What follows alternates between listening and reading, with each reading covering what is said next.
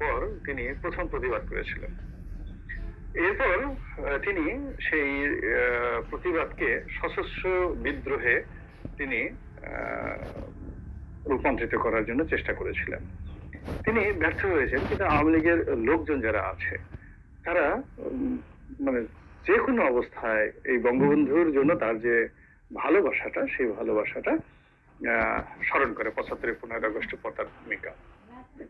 পরবর্তীতে তিনি বাংলাদেশে আসেন, আওয়ামী লীগের মনোনয়নে সংসদ সদস্য হন, কিন্তু তার যে স্বাধীন চেতা মনোভাব, দৃঢ়তা, যেটিকে আওয়ামী লীগের যারা শীর্ষ নেতৃবৃন্দ রয়েছেন তারা অনেকে বেয়াদবি মনে করেন। দ্বিতীয়ত, তিনি যেহেতু রণাঙ্গনের মুক্তিযোদ্ধা, বীরোত্তম, সেহেতু যারা আওয়ামী লীগের নেতৃবৃন্দ ভারতে পালিয়ে গিয়েছিল এবং সেখানে গিয়ে ভাববাদী মুক্তিযোদ্ধা, চেতনার মুক্তিযোদ্ধা, এই পরিচয়ে এসে রাজনীতির বড় বড় পদ পদবীগুলো দখল করে গাল ঝুলিয়ে, ঠোঁট ঝুলিয়ে বিভিন্ন সময় মুক্তিযুদ্ধ নিয়ে বড় কথাবার্তা বলেছেন। বঙ্গবীর কাদের সিদ্দিকী সঙ্গত কারণে তাদেরকে দেখতে পারেননি। ফলে তাদেরকে তিনি সমালোচনা করেছেন, তাদের সাথে তার বিরোধ ছিল। বড় বড় নেতৃবৃন্দ যারা রয়েছেন অনেকের সাথে তার বিরোধ ছিল, এবং এই লোকগুলো ধীরে ধীরে মাননীয় প্রধানমন্ত্রীর কান ভারী করে কাদের সিদ্দিকী এবং প্রধানমন্ত্রীর মধ্যে একটা দূরত্ব তৈরি হয়। এবং ফলে একই জিনিস আমার ক্ষেত্রে ঘটেছে আমার রাজনৈতিক জীবনে, সেটা না বলে আমি কাদের সিদ্দিকী সম্পর্কে বলি। তো কাদের সিদ্দিকী একটা সময় এই দল থেকে বের হয়ে যেতে চান, চলে যান, এবং তাকে বিশ্রীভাবে অপমান করা হয়। ছাত্রলীগের ছেলেদেরকে লেলিয়ে দিয়ে তাকে শারীরিকভাবে লাঞ্ছিত করা হয় এবং ট্রেনের মধ্যে পিটিয়ে ফেলে তাকে পেটানো হয়। এরপর তিনি স্বতন্ত্র নির্বাচন করার চেষ্টা করেন, সেখানে তাকে আরেক দফা লাঞ্ছিত করা হয়, অপমানিত করা হয়, এবং তাকে আওয়ামী লীগ ক্ষমতায় থেকে সর্বোচ্চ চেষ্টা করেছে নানাভাবে নাজেহাল করার জন্য। কিন্তু তারপরেও তিনি বঙ্গবন্ধুর প্রতি শ্রদ্ধা হারাননি, আওয়ামী লীগের প্রতি শ্রদ্ধা হারাননি, এবং শেখ হাসিনা তাকে এত অপমান করেছেন, তিনি সবসময় শেখ হাসিনার বিপদের সময় তার পাশে তিনি দাঁড়ানোর চেষ্টা করেছেন, তার সাথে দেখা করার চেষ্টা করেছেন, এবং তাকে সান্ত্বনা দেওয়ার চেষ্টা করেছে। এবং একটা বিষয় মানে আমি ব্যক্তিগতভাবে খুবই শ্রদ্ধাশীল তার বিষয়ে, সেটি হলো শেখ হাসিনা বয়সে বছর খানিকের ছোট জনাব কাদের সিদ্দিকের তুলনায়, কিন্তু তা সত্ত্বেও কাদের সিদ্দিকী অসংখ্য লেখায় বারবার তাকে মায়ের মতো বড় বোন হিসেবে তিনি সম্বোধন করেছেন, এবং এটা অন্তর থেকে সেভাবে তিনি সম্মান করেছেন। এবং শেখ হাসিনা জানেন যে তিনি ছোট, কিন্তু তারপর তিনি তাকে ছোট ভাই হিসেবে, অর্থাৎ কাদের সিদ্দিকী বয়সে তার বড়, শেখ হাসিনা ছোট, এটা জানার পরেও তাকে ছোট ভাই হিসেবে ওইভাবে তিনি তার বিপদের সময় তাকে, তার যে ডাকনাম বজ্র, কাদের সিদ্দিকীর ডাকনাম বজ্র, সেই হিসেবে অসংখ্য চিঠিপত্র লিখেছেন যখন দিল্লিতে শেখ হাসিনা নির্বাসিত জীবনযাপন করেছেন এবং কাদের সিদ্দিকী কলকাতাতে নির্বাসিত জীবনযাপন করেছেন, এবং সেই অসংখ্য চিঠি তিনি ঐতিহাসিকভাবে ধারণ করেছেন, এবং অনেক চিঠির কপি তিনি বাংলাদেশ প্রতিদিনে তিনি ছাপিয়েছেন। তো এইগুলো তিনি নস্টালজিয়ার কারণে, এক ধরনের আবেগের কারণে, ভালোবাসার কারণে তিনি এই জিনিসগুলো প্রচার করেছেন। মন্ত্রী হওয়ার, এমপি হওয়ার কোনো কামনা বাসনা, লোভ তার মধ্যে কখনোই ছিল বলে আমার কাছে মনে হয়নি। তিনি বাঁচতে চেয়েছিলেন, সম্মান চেয়েছিলেন, স্বীকৃতি চেয়েছিলেন, দ্যাটস অল, এতটুকু আমার কাছে মনে হয়েছে। আর তিনি যেখানে যে পদেই থাকেন না কেন, তিনি তার মতো করে স্বাধীনভাবে কথা বলার চেষ্টা করেছেন। একসময় জামাতের সাথে তো খুব ভালো খাতির ছিল, এটা অন্য কোনো কারণে নয়। জামাত যখন খুব বিপদগ্রস্ত ছিল, এবং বীরের ধর্ম হলো যখন যে বিপদে পড়ে, এমনকি তার সবচেয়ে বড় শত্রু, আজীবন শত্রু বিপদে পড়ে, তখন তিনি তার পাশে দাঁড়ান।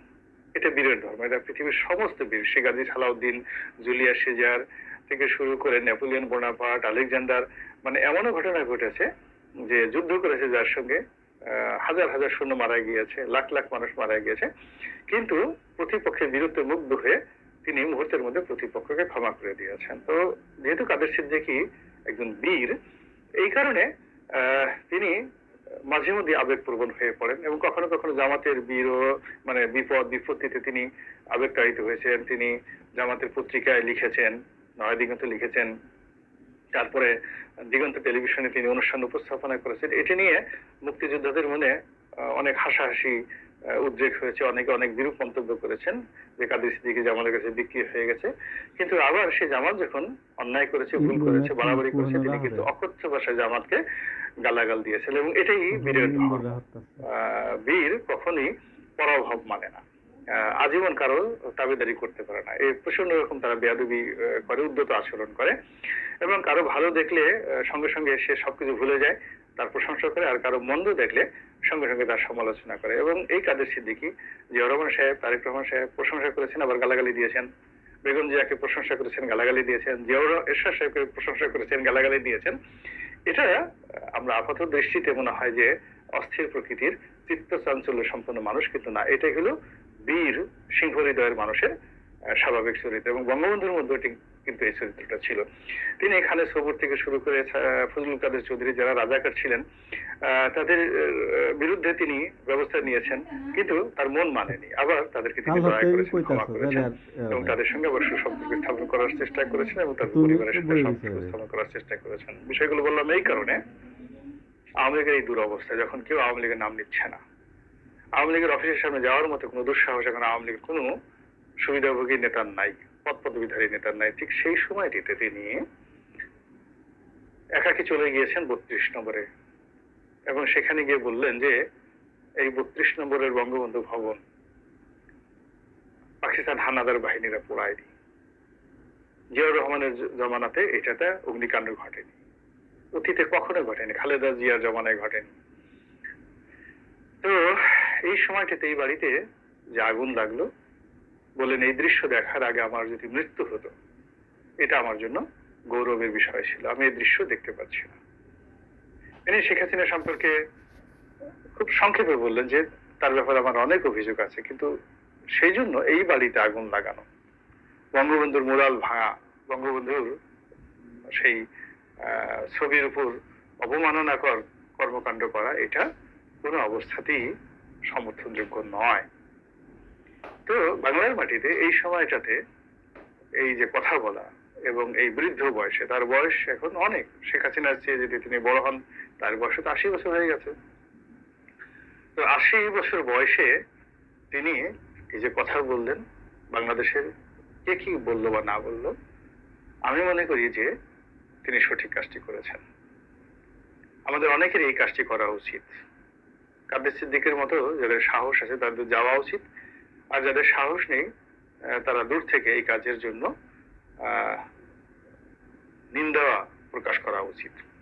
দ্বিতীয়ত, কাদের সিদ্দিকের বড় ভাই লতিফ সিদ্দিকী, তিনিও আওয়ামী লীগের দুঃসময় আওয়ামী লীগের জন্য অনেক কিছু করেছেন, সেই 60-এর দশক থেকে অনেক কিছু করেছেন। এবং 111-এর সময় এই লতিফ সিদ্দিকী সাহেব কি করেছেন, যেটি আমি নিজে সাক্ষী।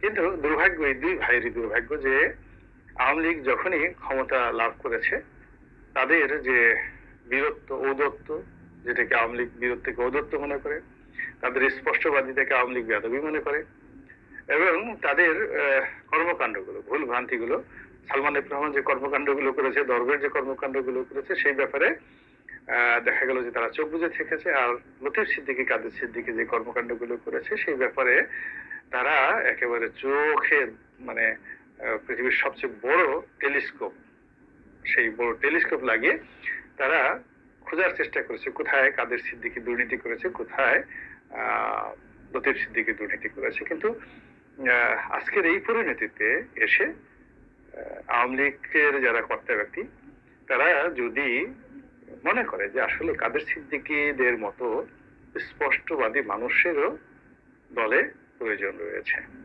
এদের ছাড়া আসলে দলে ব্যালেন্স থাকে না, এই ধরনের কাদের সিদ্দিকী যাকে তথাকথিত আওয়ামী লোকজন তাকে বেয়াদব বলে তারা সম্বোধন করেন, দলের মধ্যে যদি এরকম ডজন খানিক বেয়াদব থাকতো, তাহলে শেখ হাসিনার আজকের এই পরিণত হতো না। এস আলম আর দরবেশ, হাসান মাহমুদ, পলক, ঝলক, এই সমস্ত নাম আওয়ামী লীগের মন্ত্রী পরিষদের তালিকায় আসতো না। পার্লামেন্টে গিয়ে যদি কাদের সিদ্দিকী বসা থাকতেন, তাদের সামনে সালমান এফ রহমান বসবেন, এই সাহসই তার হতো না।